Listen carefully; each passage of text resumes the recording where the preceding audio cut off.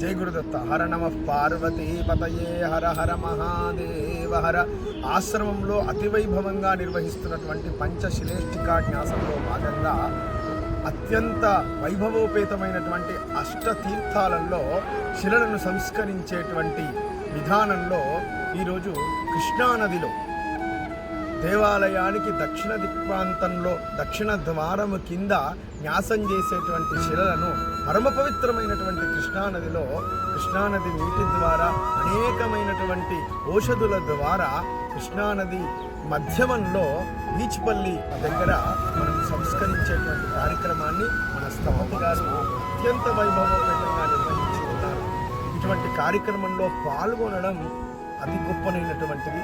ఈ బీజాక్షరాలను ఎవరైతే లిఖిస్తారో వాళ్ళు చేసినటువంటి పాపములన్నీ కూడా పరిహరింపబడతాయి.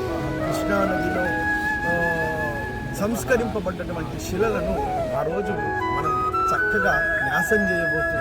కాబట్టి బంధుమిత్రులందరూ కూడా కలిసి వచ్చి అక్షయ తదియ నాడు సాయంకాలం జరిగేటువంటి విశేషమైనటువంటి క్రతువులో పాల్గొని అక్షరాలు లిఖించి తరించవలసిందిగా ఆహ్వానిస్తూ జై గురుదత్త, జై జై గురుదత్త.